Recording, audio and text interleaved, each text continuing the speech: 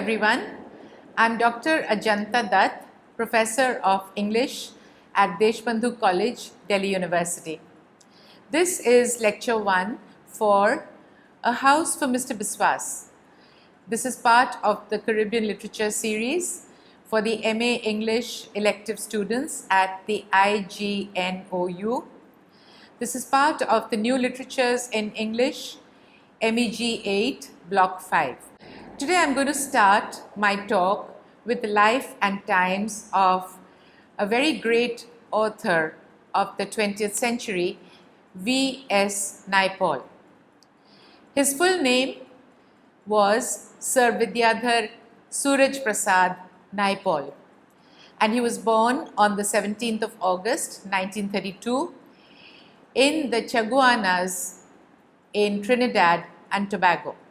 He was the eldest son of a second generation Indian who had immigrated from eastern UP in the terms of the United Provinces, and this is during the times of the British Raj. Naipaul was educated at the Queen's Royal College in Trinidad, and in 1950 he left on a government scholarship to study English at the University College in Oxford, United Kingdom.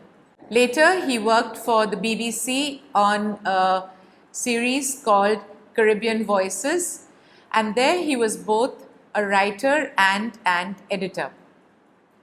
After a long and illustrious career, Naipaul passed away on the 11th of August 2018 in London, UK. Naipaul wrote a number of books, and his first books were very important because they received a good many awards. In fact, his first 4 books, which portrayed the Trinidadian society, was filled with comedy and humor. In 1957, he published The Mystic Monsieur, which won the Mail on Sunday the John Llewellyn Rhys Prize in 1958. This was later adapted for the screenplay by Carol Phillips in 2001. Next, in 1959, he wrote Miguel Street, which was a collection of short stories, and this won the Somerset Maugham Award. Somerset Maugham, as you know, is another great author, and this prize is instituted in his name. In 1961, Naipaul wrote the famous novel that we will be studying, which is A House for Mr. Biswas. And this was semi-autobiographical because he based it on his father's life in Trinidad.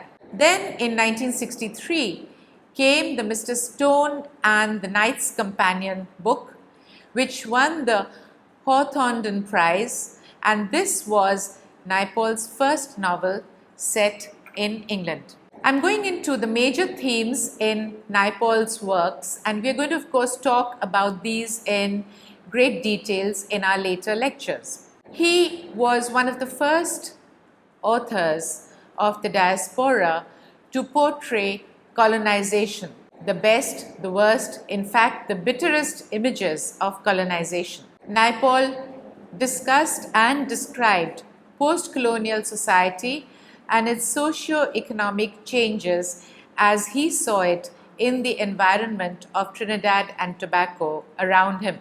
He also watched Trinidad go through the process of decolonization. This was a time when the British were leaving their colonies, granting independence. Like in India, we got our independence in 1947. So subsequently, there was the start of a process of decolonization, and the authors, they certainly responded to the changes that were coming into their society, and they were writing about these changes. So Naipaul's subsequent works in fiction shows these changes in society. In 1967, he wrote The Mimic Men, which received the W.H. Smith Literary Award. In 1971, he wrote in a free state, and this received the Booker Award for fiction. Then in 1975 came Guerrillas, which was set in Africa. In 1979, he published A Bend in the River, and this book also was set in Africa. In 1987, he wrote The Enigma of Arrival, and this was an autobiographical book, and he set this in England. So if you look at the dates and all these books, you note that he was moving from fiction into non-fiction. He was writing first semi-autobiographical pieces, and then he went into the mode of writing autobiographical pieces, and most of his writing was winning very, very important literary awards. In fact, Naipaul won not just the Booker, but also the Nobel Prize later. Now, the Nobel Prize for Literature and the other awards that Naipaul won were again a very important part of his growth as a writer. In 1994, he wrote Away in the World, and here he experimented with the narrative techniques, combining fiction with non-fiction. Again, he was looking back at Caribbean history, but this is not exactly a historical book. After all, he does have a lot of fictional stories in it, and therefore it is a very interesting piece of writing because it combines various genres. In 2001 came the book Half a Life, which is depicted on the screen in front of you, and this book contained the adventures of an Indian named Willi Chandran. If you notice the name, it is a combination of the English and the Indian names, and this was set in post-war England. The idea for this book came from a chance meeting that Naipaul's father had with the famous novelist W. Somerset Maugham, and it was Half a Life which won the Nobel Prize for Literature. Of course, as we know, the Literature Prize may be given for a particular book, but the entire life and times of the author, the entire experience of the author goes into the making of that Nobel Prize for Literature. In 2004, Naipaul followed up with a sequel for this story, Half a Life. This time he called it Magic Seeds. He won other awards, very important awards and accolades, and in 1989 he was knighted by the Queen in England. He was knighted by Queen Elizabeth II of the United Kingdom. In 1993 he won the David Cohen British Literature Prize, and this was bestowed upon him by the Arts Council of England. In 2001, he won the Nobel Prize for Literature for Half a Life, and around the same time, a number of other honors were also bestowed upon the author. He won honorary doctorates from the University of Cambridge in UK, from Columbia University in New York in USA. He also had honorary degrees given to him by the universities of London and Oxford. So as you see, Naipaul's writing and his life was full of awards and various doctorates that he got from various universities, and he had established himself as a very well-known, well-reputed author by the turn of the century. I want to quote a short passage from Naipaul's Nobel Prize acceptance speech. He says, "Everything of value about me is in my books. I am the sum of my books. I feel that at any stage of my literary career, it could have been said that the last book contained all the others. This is a very important quote because it tells us that he felt each book that he wrote was coming from a previous book, and they were all coming together in a series, and they contained the life and the story of the previous books again.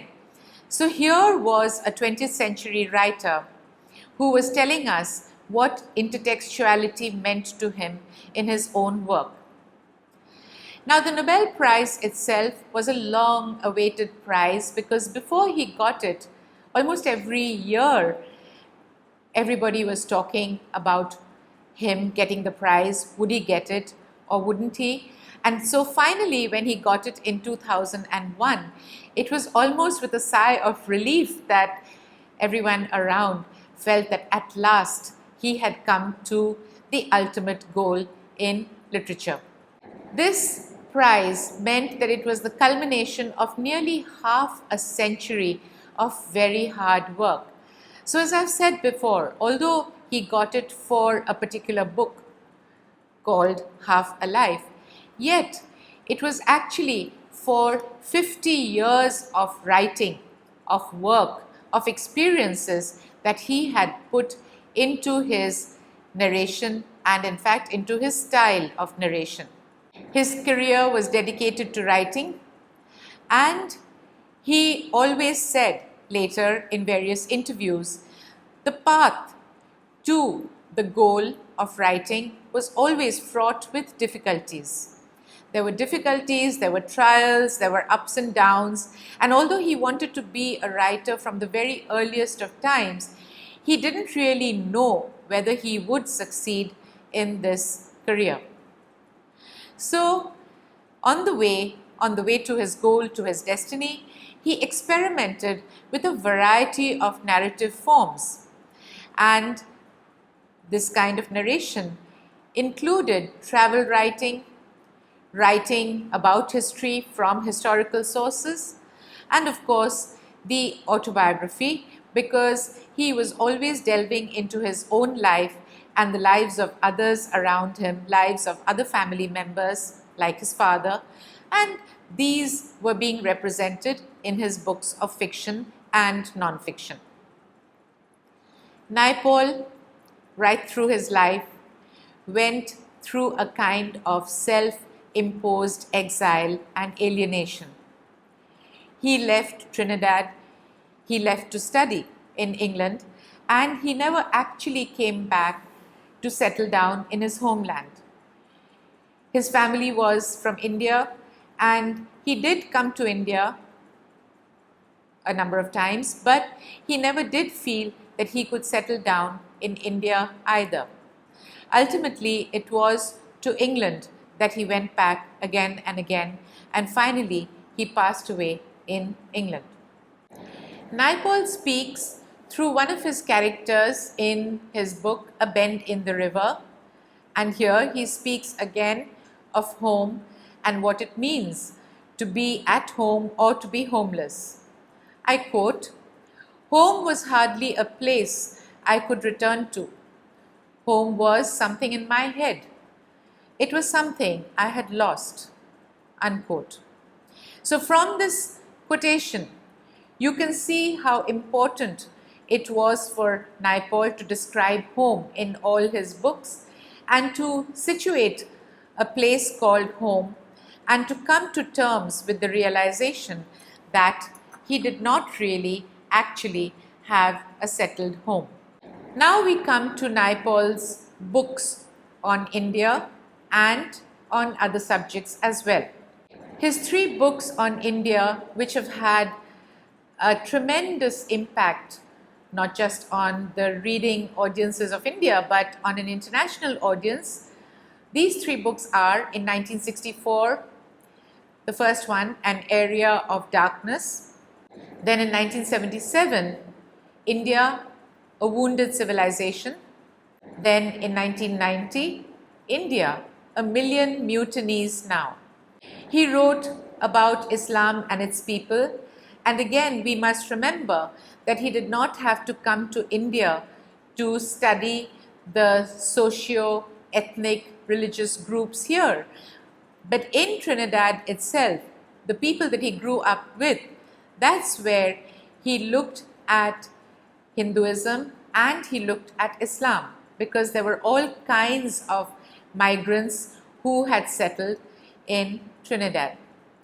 Therefore, his books about Islam were, in 1981, Among the Believers, An Islamic Journey, and then in 1998, Beyond Belief, Islamic Excursions. He also wrote about the Caribbean.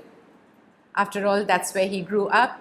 He knew so much about the history and the oral literature of the people. He had watched the settlers and their way of life, and therefore in 1962 he wrote a book called The Middle Passage: Impressions of Five Societies. In 1969 he wrote The Loss of El Dorado, a History. So again we see, or we note again and again, that in Naipaul's works he was not just sticking to one genre of literature. He was moving constantly between fiction and non-fiction. He was bringing in his history, and of course along with history came geography, and of course he also had to write in the autobiographical and semi-autobiographical mode, because he was recounting the lives of people like himself that he was seeing in the Caribbean islands. He also had several books of essays. In 1972, he wrote The Overcrowded Barracoon and other articles. In 1980 came the book called The Return of Eva Peron. In 2002, he wrote The Writer and the World, and this was a book of essays. In 2004, he brought out a book called Literary Occasions, and in 2010, he wrote The Mask of Africa, Glimpses of African Belief. Now, in all these books, again, he was capturing life as he saw it in the various places of the world that he lived in, and also the traditions, the religions and the beliefs, including the beliefs and superstitions and the people that he lived with and interacted with. Now, when we think of Naipaul's literary model, he was using the psychic and the symbolic lenses to portray homelessness. As I have mentioned before, home and the lack of home was a very important trope in his writing. He was also writing with the tropes of unhousing. So, houselessness and unhousing, these were two very important images, and he was even looking at a distinction between the two, because one was a lack of home and the other was having a home and then losing it. And therefore, he constantly brought his protagonist to the fore and showed his audiences and his readers that they did not have a home, they had to remain without a home, and in many cases, of course, this was entirely metaphorical. Now, Naipaul also understood, believed, and focused on the fact that he was living within an inherited language. This, of course, was English. English was not his mother tongue, it was not his family language, but it was his first language. And therefore, his education, starting from his childhood and then when he moved on to England, all this was in the inherited language of English, which he made into his linguistic home. So when we talk about his ancestry and we remember that he came from a family of indentured labor, we also have to remember that there is an entire history around this phrase, and I shall of course go into the details of it in another lecture. What I want to continue with is that Naipaul's literary model consisted of the consciousness of selfhood, of who he was as an individual as part of a culture that he belonged to Trinidad, and also as part of another culture that in some ways he belonged more to England. And then, of course, there was always the shadow of the Indianness of his background behind him. Therefore, he spoke about the alienated literary form, because through this literary form, that is the literature of both fiction and non-fiction, he was expressing his own alienated state in whichever culture, in whichever country he remained. Naipaul always had a romantic desire to be a writer. Right from a very early age, he wanted to be a writer, and not only just a writer, but a successful writer. And this may have come from the fact that his father too was a writer, but not a successful one. At the same time, he was always aware of the imperial history that was in the background of his people. He was aware of the British Raj in India and the coming of independence. He was aware of the colonial policies in Trinidad, and there was this great desire to surpass imperial history. And therefore, in an essay called Jasmine, which he wrote in 1964, he says, and I quote, "Let his memory rather than his pretension speak," unquote. Here, the pronoun his refers not just to him, but again other natives, other immigrants, other descendants from indentured labor families, and their expression in the world that they now belong to. There are many, many quotations that we can find on Naipaul's concept of the world, of feeling a sense of displacement and therefore lacking a home. And we can also see that the world becomes a metaphor for his homelessness, because he travels through the world and he does not find a place or his roots anywhere. So in his books and in his memories, therefore, he searches for a voice which will take him beyond colonial fantasy. In fact, when he creates the world of fiction in A House for Mr. Biswas, he is looking back into the memory, his memory of his father's life. And in a sense, he is looking also into his father's memory, and he is seeing his father through his own childhood amongst the East Indian people in the islands of Trinidad and Tobago. Now, after Naipaul wrote this book, he literally discarded this novel for the next 20 years.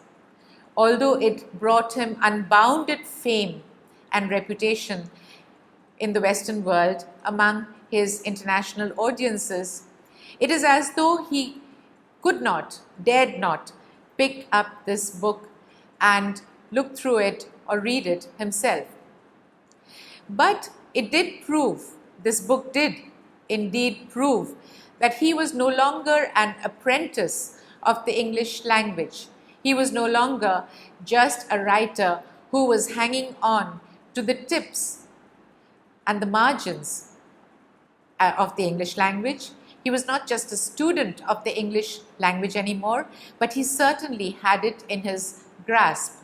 And therefore, he revisited this theme of a house, of where he was within the English language. He revisited this theme again and again in his later novels. His childhood anxieties and the early days in England also included his father's unsuccessful career in writing. And this has also been brought out beautifully in the published Letters Between a Father and Son, which came in the form of a book in 1999, where we see both the Naipauls delving into their personal anguishes and into their lives and into their interactions with each other. Now, Naipaul's desire was to find an authentic voice in prose, and he spoke of restlessness and disorder because he felt that the history of the empire always dominates, and therefore it makes the people who are living within it, he makes in fact the natives who are living within this empire oscillate in what they want, where they will go, and their destiny. They are usually trapped and they sometimes cannot choose even where they will go. And all this is brought out in The Mimic Men, which came out in the year 1967. Naipaul superimposes upon his character Ganesh. Again, please note the Indian name. He has many Indian characters in his novels. So he superimposes upon his character Ganesh the history of our time. In The Mystic Monsieur, which came out in 1957, he is telling the story of the people, but imbuing the world with the history of the colonial times. Now, in Naipaul's books, he captures both the fictional and the non-fictional modes of writing, which are mainly associated with 5 countries: Africa, South Africa, India, the United States, and Great Britain. Naipaul always loved to experiment with his writing, and the primary experiment was, of course, based on the facts and how he would present the facts and how he would change his narrative mode. And often Naipaul deliberately became a very, very controversial writer of his times because he used travelogues and travel writing for free expression, and he often expressed incidents and said things about people which he knew that the community was not going to appreciate or like. Naipaul explored the life stories of real people and he worked them into his fiction, as in the books The Loss of El Dorado, which is about the Caribbean people, and then again in his books on India and Islam, and also in The Enigma of Arrival, which is partly autobiographical and partly fictional. And in all these books he has statements which can be considered deliberately provocative. Reviews of his previous materials, reviews of the notes and the history and the records that he had collected to write his books, these were constantly being put into place or reused because he wanted to get closer and closer to the truth. There was always his sense of dislocation, and he presumed that, quote, the lack of shelter and, quote, the passing away of the empire had a tremendous importance upon his writing. He calls himself twice born because he says that he is an immigrant in Trinidad, because his family, after all, originally came from India, and though he was born in Trinidad, he sees himself as an immigrant there. And then, of course, he actually immigrates to Britain and he settles down for most of his life in the United Kingdom. So he does see India as his roots, but he also looks upon India as, I quote, an area of darkness. For him, the process of writing is an act of intervention and survival. Through his characters and incidents, he is trying to find his own sense of peace and survival in his books. He is also trying to resolve personal and historical conflicts. He is contending with the main issues of the time, and he is also trying to come to terms with his own troubled past, his childhood, and the people of his immediate family. Now, Naipaul received every honor and accolade that we can think of, but he was often very bitter and he was even insensitive in his writing. He felt that political or national boundaries curbed intellectual freedom, and therefore he tried to expand this as much as he could. He provoked the people of the Caribbean by saying, I quote, nothing was created in the West Indies. He angered the Muslim readers with his reductive vision of their religion. Derek Walcott, another Caribbean Nobel laureate, criticized his, I quote, chronic dispiritedness, unquote, and he actually called him V.S. Nightfall in one of his poems. Other writers called him an elitist writer who was playing to a Western audience. And Naipaul describes the third world countries with scathing home truths, and he always remained an outside commentator, but yet he was very widely read. When he discusses his own pain and his position in the society, the world, and his inheritance, he says, and I quote, "Most of us know the parents or grandparents we come from, but we go back and back forever. We all of us go back to the very beginning. In our blood and bone and brain, we carry the memory of thousands of beings. We cannot understand all the traits we have inherited. Sometimes we can be strangers to ourselves." Thank you.